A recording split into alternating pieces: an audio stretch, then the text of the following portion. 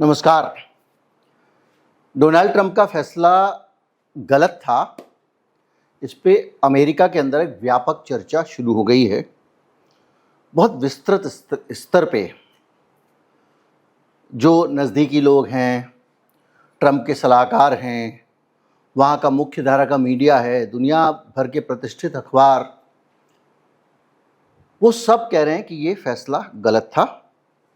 आपने Israeli lobby के दबाव में ईरान पे हमला बोल दिया, जिसके कारण बहुत सारी ऐसी चीज़ें हो रही हैं, बाउंस बैक कर गया है और आप पहचान भी नहीं पाए कि आपने कहाँ गलती की है।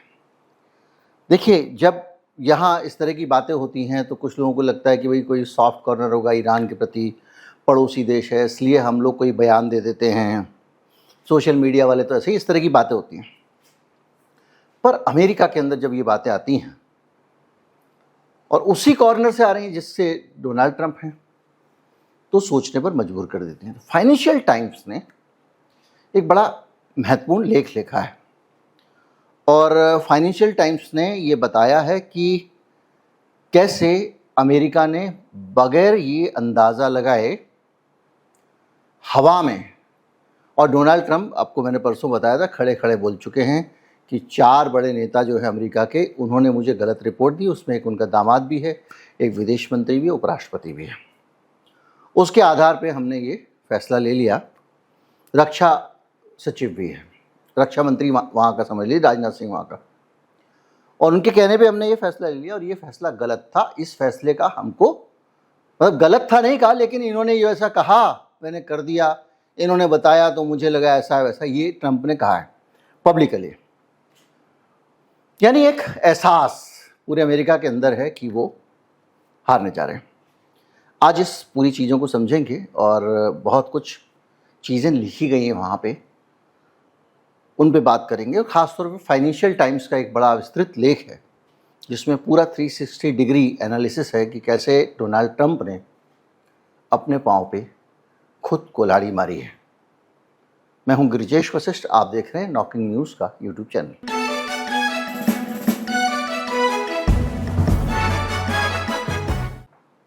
फाइनेंशियल टाइम्स लिखता है कि अमेरिका और इजराइल ने ईरान पर हमला शुरू किया तो उनका अनुमान था कि ईरान जवाब देगा, लेकिन इतना बड़ा, व्यापक और स्ट्रक्चर्ड जवाब देगा इसकी उम्मीद नहीं थी। उनको ये भी नहीं पता था कि इस तरह से इजराइल और मजबूत हो जाएगा। अमेरिकी रक्षा मंत्री पीटर हेगसेथ ने भी ये बात मानी है। ईरान की प्रक्रिया की संभावना उनको पता थी कि ये प्रतिक्रिया देगा, लेकिन वास्तविक पैमाना इतना बड़ा होगा, ये उनकी उम्मीद से बहुत बड़ा हो गया है। यानी अमेरिका ने, ये फाइनेंशियल टाइम्स लिख रहा है, पीटर हेगसेथ को कोट कर रहा है और कह रहा है कि इतना बड़ा झटका दे देगा, ये हमने नहीं सोचा था। और ये हम लोग तो पहले से ही इस बात की बात कर रहे हैं। और वो ये बता रहा है कि अखबार की 2 हफ्ते का जो निचोड़ है वो ये है, तीसरा हफ्ता शुरू हो गया है, कि खाड़ी क्षेत्र में कई देश घायल हुए, उनके ऊपर हमले हुए हैं। हरमुज में दुनिया की तेल और गैस की सप्लाई फंस गई है और दुनिया भर में एनर्जी की कीमत बढ़ गई है। यानी पूरी दुनिया, देखिए भारत में हम लोगों का जीवन, हमारे बुजुर्ग, हमारी जीवन शैली भारत की ऐसी है कि हम केवल अपनी ज़रूरत भर का खर्चा करते हैं, बाकी चीज़ें हम जोड़ते हैं, भविष्य के लिए रखते हैं। जिसके पास भी 4 पैसे वो भविष्य के लिए संभाल के रखता है। अभी भी पूंजीवाद के आने के बाद भी हमारे यहाँ ये प्रवृत्ति है बचत की, तो हम लोग झटकों को झेल जाते हैं। अमेरिका में एक आदमी का तेल महंगा होने का मतलब ये है कि उसका महीने का बजट गड़बड़ा जाएगा, क्योंकि वो सारे खर्चे बाल टू बाल करता है। यहाँ तक कि वो आगे के लिए क्रेडिट कार्ड पर लोन लेके भी खर्चा करता है, तो अपना घर जो है बड़ी बाजीगरी से चला रहा होता है, तो उसके लिए समस्या हो जाएगी। दूसरा उसका कहना ये कि ईरान के लिए जो उसको सबसे बड़ा एडवांटेज ये मिला कि अमेरिका पे हमला करना उसका आसान हो गया, क्योंकि वो बहुत नज़दीक था।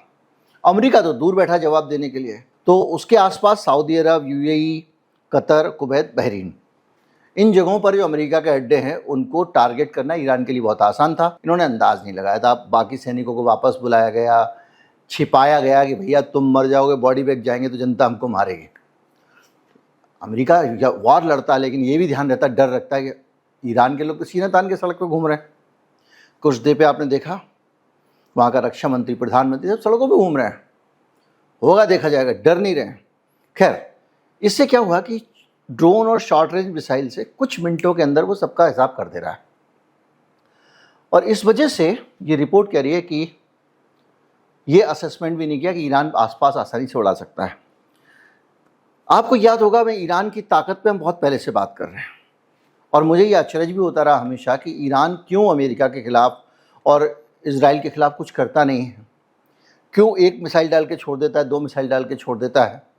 इतने लोग गाज़ा में मर गए, और मुझे लगता था कि कुछ ना कुछ अंदर की सेटिंग है इनकी। पर यह पता था कि पावर तो है ईरान के पास में। अब हालत यह है कि ईरान का हमला किस लेवल पे हुआ है, वो ये रिपोर्ट कहती है कि 3000 से ज़्यादा मिसाइल और ड्रोन खाड़ी देशों की तरफ ईरान ने छोड़े हैं।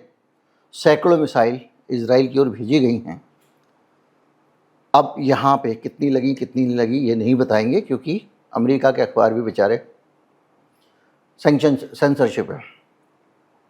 वो कह रहे हैं कि बहुत वर्सेटाइल टाइप के अटैक किए, अमेरिका के सैन्य ठिकानों पे भी किए, दूतावास पे भी किए, एयरपोर्ट पे भी किए, डेटा सेंटर पे भी किए, समुद्री बंदरगाह पे भी किया है, तेल और गैस सुविधाओं पे किए, और पानी के डिसैलिनेशन प्लांट पे किए। डिसैलिनेशन प्लांट मतलब पानी से नमक हटाना और पानी को पीने लायक बनाना, खारे पानी को मीठा बनाना। ये इंफ्रास्ट्रक्चर युद्ध है, फाइनेंशियल टाइम्स लिखता है। और इस तरह के युद्ध में अमेरिका के लिए पहचानना बड़ा मुश्किल है, क्योंकि इतने सारे देश बगल में रखे हुए हैं। उस देश में किस देश में कहाँ किस चीज़ पे हमला करेगा नहीं पता। आप सोच रहे हो मैं मिसाइल उड़ाऊंगा तो वो मिसाइल को मिसाइल से उड़ाएगा, वो ड्रोन को ही मार दे, वो आपके मिसाइल के लिए जो बैटरी होती है उसकी आँख को ही फोड़ दे रहा है। इस वजह से ये जो मामला था ये भारी पड़ गया, इसका उनका अंदाज़ा नहीं था अमेरिका को। आप सोचिए कितने मूर्ख लोग हैं, दुनिया की सबसे बड़ी ताकत। मैं आपको बताऊं कि मैंने कब लिखा था और कब मैंने वीडियो बनाया था कि पिछले साल कि अमेरिका जो है 24 में है, बल्कि कि कैसे इजराइल ईरान की नई तकनीक है कि वो बहुत सारे ड्रोन छोड़ेगा, बहुत सारी चीज़ें छोड़ेगा, और उसके बाद में एक काम कर जाएगी, बाकी लोग से ये उलझता कर रह जाएगा, आयरन डोम का क्रैक निकाले। इतने साल में उन्होंने कोई काम नहीं किया उस पर, हवा में रहे। खैर, और ये कह रहे हैं कि जो शाहेद ड्रोन है वो रणनीति का केंद्र है, और उसने ये बता दिया, उसमें लिखा गया है कि मोटरसाइकिल से चलने वाला इंजन है, 50 किलो का वॉरहेड ले जाता है, बहुत सस्ते हैं, लॉन्चर ट्रक पे पिकअप पे लगाया जा सकता है। लॉन्च के बाद लोकेशन बदल लोगे आप, यहाँ से आपने लॉन्च किया, ट्रक आगे बढ़ गया, अब आप इस जगह पे डालते रहो मिसाइल, तो आप कुछ कर नहीं सकते हो।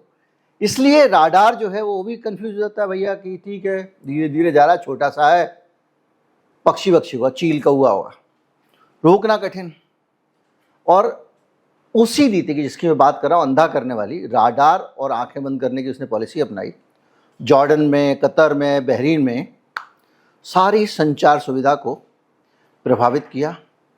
इजराइल का तो पूरा कम्युनिकेशन सेंटर ही उड़ा दिया उसने तेल अवीव में। इस वजह से चीज़ें आई हैं। अब देखिए, ईरान के बारे में खुद लिख रहा है फाइनेंशियल टाइम्स, उसने सीखा, उसने अनुभव से सीखा, और इन्होंने अनुभव से नहीं सीखा। उसने रूस के अनुभव से सीखा, रसिया और यूक्रेन वार में, कि झुंड में ड्रोन भेजे जाएं तो सफलता मिलती है, अलग अलग दिशा से हमले करो, झुंड में करो। कोमेटा एम सिग्नल रिसीवर भी मिले हैं कुछ ड्रोन के अंदर जो रूस के हैं, जो उसको जैमिंग से बचाते हैं। तो ये ओवरऑल एक स्ट्रेटजी दिखती है जिसका वो बात कर रहे हैं। कह रहे हैं कि उनको लक्ष्य की जानकारी है, क्या था, किसको टारगेट करना है, और उसको लेकर उनके पास तकनीकी सहायता भी थी कि किस तरह से टेक्निकल ज़रूरत हमको पड़ेगी और हमको क्या करना चाहिए। ये ईरान की तैयारी अमेरिका नहीं भांप पाया। मतलब 2 हफ्ते में अभी गलतियों की समीक्षा शुरू हो गई, क्योंकि डोनाल्ड ट्रंप बेकरार हैं, इधर फ़ोन कर, उधर फ़ोन कर, ये करो, वो करो, सारी दुनिया में लगे हुए हैं, भैया दूसरे देश वालों कुछ कर लो। अखड़ा अखड़ा घूमता था ये आदमी, जिसकी बेइज्जती की थी इन्होंने जेलेंस्की की अपने दफ्तर में बिठा के, उस जेलेंस्की ने कहा भाई ये ड्रोन तुमसे नहीं संभलेंगे, हमको पता है, हमसे ले लो सहायता। नहीं लिया। अब कह रहे दादा दे दे। अब वो कहाँ से नहीं दे पाएगा वो, क्यों? वो देने की हालत में नहीं है। पहले आई थी खबर कि वो देने वाला है लेकिन नहीं दे पा रहा है। उसने अपने भेजे एक्सपर्ट, लेकिन चीज़ें बनाने में, तैयार करने में तकनीक टाइम लगता है। अब अपना देश तो नहीं मरवा लेगा वो, कि वो तो नहीं, इनके लिए नहीं बनाएगा ना, अपने तो दे नहीं देगा। खैर, और ईरान का ये भी बात पता चली कि हम हमास करते रह गए और दूसरी चीज़ें करते रह गए और सबसे ज़्यादा मोसाद की बात करते रह गए। सारा ध्यान उधर था और मोसाद का महिमा मंडल, अरे मोसाद ये, मोसाद वो। मोसाद मर्डर कराने में माहिर है। एक मर्डरर बहुत बड़ा है वो। तो हमारे यहाँ वो भी है, बिश्नोई साहब हैं जो रहते हैं कहीं जेल वेल में, भाई साहब ही बोलना पड़ता है। वो उनकी जो दक्षता है मर्डर कराने में, उससे वैसी इनकी भी हो गई है मोसाद की। मोसाद ने रख लिया था एक एप्स्टीन को, जिसने पता नहीं किस किस की कहानी, किससे चिट्ठे लिखे हुए हैं जो निकल निकल के आ रहे हैं, ये नाचा था, ये गाया था टाइप के। तो उसमें जो है, ये भूल गए लोग कि ईरान के पास भी एक बड़ा इंटेलिजेंस नेटवर्क है। ये लोग ईरान को समझते रहे भजन पूजन करने वाला आदमी है, ये सब धार्मिक वार्मिक लोग हैं, इनको क्या पता देश कैसे चलाते हैं। लेकिन ईरान धार्मिक होने के बावजूद साइंटिफिक तरीके से चीज़ों का इस्तेमाल कर रहा था। उसने विज्ञान का इस्तेमाल किया और उसके जासूस पूरे मिडिल ईस्ट में थे। कतर में 10 लोग पकड़े गए। मैं नहीं लिख रहा हूँ, फाइनेंशियल टाइम्स बोल रहा है। और इस्लामिक रिवॉल्यूशनरी गार्ड ग्रुप के लिए काम करते थे। आप जानते हैं, पैरेलल मिलिट्री वगैरह वगैरह। कमर्शियल सैटेलाइट तस्वीरें उनके पास में हैं, इंटरनेट पे उपलब्ध डाटा, और उनका जो पूरा हैकिंग नेटवर्क, मैंने आपको बताया था कि कैसे बैठे बैठे बगदाद से या दुनिया के किसी और कोने से वो इज़राइल की एक एक सड़क देख रहे थे, क्योंकि उन्होंने सीसीटीवी हैक कर लिए थे इज़राइल के। लोगों के मोबाइल हैक कर लिए, लोगों के पास एसएमएस आता था कि भाई हमला होने वाला है वगैरह वगैरह। तुरंत अपडेट के लिए जो है ये एप्लीकेशन इंस्टॉल कर लो। और उसके ज़रिए लोगों को कैमरे वैमरे कैप्चर करते थे, उनकी बातें सुनते थे। पूरे इजराइल पर नज़र थी उनकी। तो कभी सपने भी नहीं सोचा होगा अमेरिका वालों ने कि यार ईरान इतना बड़ा पावरफुल है। अब हम भारतीयों को भी कभी कभी इनसिक्योरिटी होती है, यार क्या क्या हो रहा है दुनिया में। हमारे यहाँ तो सेल्फी में ही चल रहा है देश 10 साल से। जहाँ देखा हवाई जहाज में जाते हुए नीचे, अरे ये लाल बत्ती चल रही है, कोई देश होगा, उतार लो, चलो यही देश रह गया था घूमने को। घूम आते हैं भाई, चले जाते हैं। वो कह रहा है वो हरभजन मान कि वो जो बेयर ग्रिल है वो तो जानवरों का चैनल है, जानवरों का प्रोग्राम बनाता है, उसमें जाने की क्या ज़रूरत थी। वो मजाक उड़ा रहे हैं। भाई मुझे सम्मान दे दो, जो चाहो कर लो। उस पूरी सिचुएशन के बीच में दूसरे देश क्या कर रहे हैं आप सोचिए। और अमेरिका कहाँ फंस गया, ये भी लिख रहा है फाइनेंशियल टाइम्स। कह रहे हैं इन्होंने अपने उद्योगपतियों को हथियार लॉबी को बढ़ावा दिया। इतने महंगे हथियार हो गए और उतना महंगे हैं तो आराम से बन रहा है। मुगल आजम तो बनेगी 10 साल में भाई। तो उस चक्कर में Patriot missile system, THAAD, Iron Dome. अब एक ड्रोन की कीमत हज़ारों $, और उसको गिराने वाले मिसाइल की कीमत लाखों $। मतलब आप सोचो 2000 रुपये का कोई आदमी लेके जा रहा है, उसके ऊपर आपने, कहते नहीं है कि भाई जितने तेरे पैसे मिलेंगे उससे ज़्यादा तो मेरा गोली पे खर्चा हो जाएगा। किसी से 5 रुपये कर्जा वसूलना है, वो भाई साहब जा रहे हैं बैठ के 200 किलोमीटर। तो वही हाल अमेरिका का हो गया। तो ये आर्थिक रूप से युद्ध असंतुलित हो गया और रफ्तार भी प्रोडक्शन की हाई टेक्नोलॉजी की तरफ अमेरिका के जाने के कारण, मैं आपसे पहले भी कई बार कह चुका हूँ कि अब आने वाला समय जो है उसमें ये अमेरिका की हथियार लॉबी दादागिरी करके हथियार वाले भेज दे, ज़रूरत नहीं बची है। उसके कारण वो महंगा मामला, सस्ता मालना, इनके सस्ते वाले जल्दी जल्दी बन जाते हैं, उनके बनाने में टाइम लगता है, क्योंकि ये तो फैक्ट्री पे लगा देते हैं। तो पता चला कि 1 महीने में बना दिए उन्होंने 10,000, 5,000, 2,000, 4,000, जैसे कारें बनती हैं वैसे। और कार में तो बहुत हाई टेक्नोलॉजी लगती है। ये तो साइकिल कसी जाती है उस टाइप का मामला है, और वो भी मशीनों से। खैर, फाइनेंशियल टाइम्स कहता है कि ईरान के कुछ बड़े हथियार अभी भी सामने नहीं आए। ये अपने आप में अमेरिका के लोगों के लिए डरने की बात है और हमारे लिए भी सोचने की बात है। अभी तो पार्टी शुरू हुई है, अभी तो ट्रेलर भी नहीं है, क्योंकि ये तो छोटे छोटे ट्रेन उसने, मतलब समझ लो कि ऐसे ही भेज दिया है। असली सेना जाएगी, मतलब समझ लीजिए। जैसे अब रामायण की बात करें तो अभी छोटे मोटे हम लोग जो अंगद वंगद ही भेजे थे, उन्होंने हिला दिया था अमेरिका को, वो माफ़ कीजिए चीन को। एक अंगद गया था, उसी ने हिला दिया, बोले मेरी पूंछ हिला के दिखाओ। अभी जब भगवान राम आएंगे तो क्या होगा टाइप का सीन है एकदम। उस वजह से वहाँ पे हाइपरसोनिक मिसाइल उसने अभी तक इस्तेमाल नहीं किए हैं, ये फाइनेंशियल टाइम्स कह रहा है। कुछ जगह बीच में खबर आई थी लेकिन वो पुष्टि नहीं हुई। अब क्या हो रहा है, कसम वासिर हाइपरसोनिक मिसाइल। हाइपरसोनिक मैं आपको बता चुका हूँ, 1 मैक मतलब आवाज़ की रफ्तार, 5 मैक तक सुपरसोनिक होती है। 5 मैक से ज़्यादा रफ्तार से अगर कोई चल रही है, यानी आवाज़ की रफ्तार से 5 गुना से ज़्यादा, वो हाइपरसोनिक है। और हाइपरसोनिक मिसाइल जब इतनी रफ्तार से चलती है तो जब तक उठ के जाग के कोई राडार कुछ करता है, अब राडार की टेक्नोलॉजी क्या है, सोनार की टेक्नोलॉजी क्या है, सिग्नल छोड़ना और वापस आना। तो जब सिग्नल छोड़ेगा वापस आएगा, उसके बाद वो मिसाइल कहाँ जाने वाली है, इसके लिए केवल कंप्यूटर ही कुछ बता सकता है अंदाज से। अब इसने ऐसी मिसाइल बनाई, दिशा बदल लेती हैं। तुमने अंदाज़ा लगाया कि ये गया यहाँ से और इतने किलोमीटर की रफ्तार से निकला है और ये कंप्यूटर की गणना से इतना आगे पहुँच गया होगा। जब तक रिएक्ट करोगे, आपकी मिसाइल फायर होगी, तब तक वो रास्ता भी बदल सकता है। इस वजह से ये कुछ नहीं कर पा रहे हैं।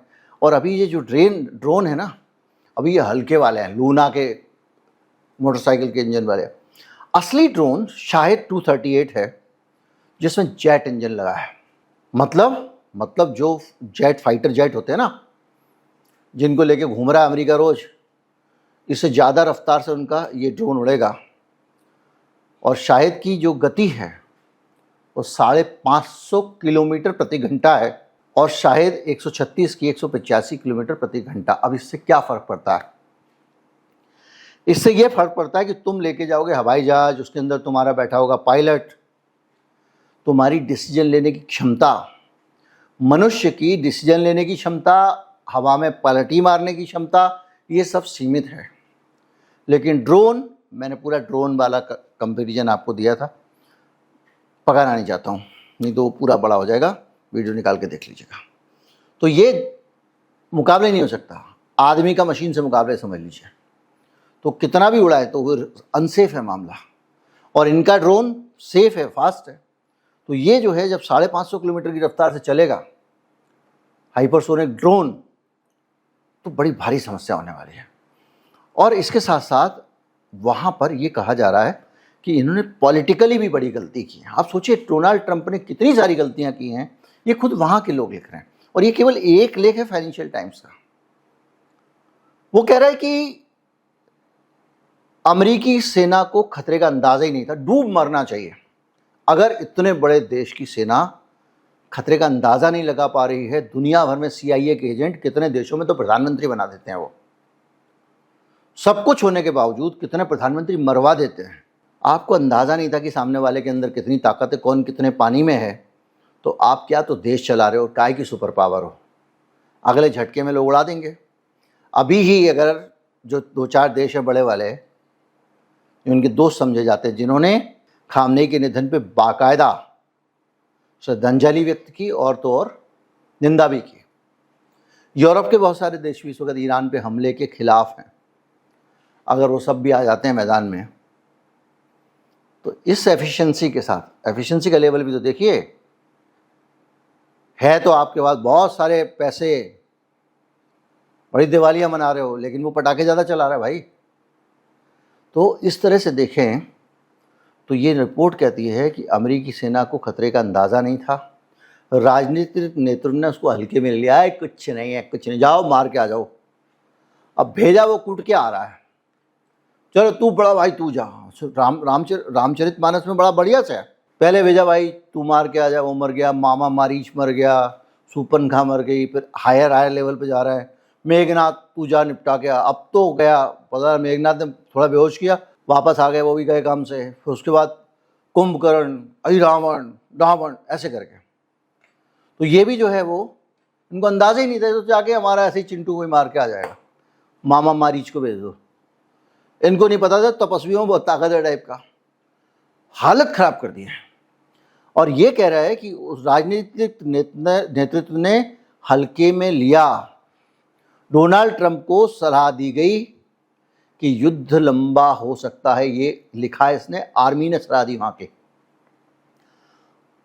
तो ट्रंप ने कुछ नहीं, आराम से जीत लेंगे, कुछ नहीं है। ये सारी चीज़ें आज सामने हैं और अब दुनिया की सबसे बड़ी महाशक्ति, दुनिया के एक बहुत छोटे और ऐसे देश जो लगातार प्रतिबंधों का सामना कर रहा है, जिसकी मुद्रा की कोई कीमत नहीं बची है, सिर्फ आत्मनिर्भर होने के कारण उसने दुनिया पे भरोसे रहना बंद कर दिया। आज उसने इनको दांतों चने चबा दिया है। सेम केस उत्तर कोरिया का है, चीन का भी है और भारत का भी ये केस जब तक इंदिरा गांधी थी, राजीव गांधी थे, था। जैसे ये उदारीकरण हुआ, हमारी आत्मनिर्भरता अंतर्राष्ट्रीय बाजारीकरण के कारण, देखिए परस्पर एक दूसरे पे निर्भरता का नाम है ग्लोबलाइजेशन। हम मोहताज हो गए, सीधी सी बात है। अब हम उतना इंडिपेंडेंट नहीं रहे, धीरे धीरे सरकारें ऐसी आ गई हैं अब तो कि वो अपने यहाँ से ज़्यादा वहाँ के बारे में सोचती हैं। तो सिचुएशन जो है वो गड़बड़ है। तो आत्मनिर्भरता जो ईरान के पास है, वो आत्मनिर्भरता जिसके पास में, वो अमेरिका का भी मुकाबला कर लेगा। वेनेजुएला के पास थी, इन्होंने कपट से वहाँ के कुछ नेताओं को सेट करके उनके नेता को उठा लिया। पर कहानी एकदम पक्की है कि अमेरिका, एक बता रहा हूँ आपको, अंतिम और बहुत याद रखने लायक बात, इसको दिमाग में रख लीजिए, अमेरिका अजेय नहीं है। अमेरिका को हराया जा सकता है और अमेरिका कभी भी हराया जा सकता है। ये बड़ा नैरेटिव एक सेट किया ईरान ने, भले ही वो कल हार जाए, कुछ भी हो जाए, उसने साबित कर दिया कि अमेरिका कितना भी बड़ा हो जाए, कितना भी राजसूय यज्ञ वज्ञ करके रावण हो, उसको हराया जा सकता है। और ये बड़ा संदेश है इस दुनिया के लिए। इसके बाद ये जो अकड़ अकड़ के घूमता है ना, मैं सैंक्शन लगा दूंगा, मैं ये कर दूंगा, मैं फला कर दूंगा, तुमको ये करना पड़ेगा, जाओ भारत, तुमको मैंने परमिशन दी कि तुम तेल खरीद लो, ये भाषा बदल जाएगी भाई साहब ईरान के कारण। नमस्कार, जय हिंद।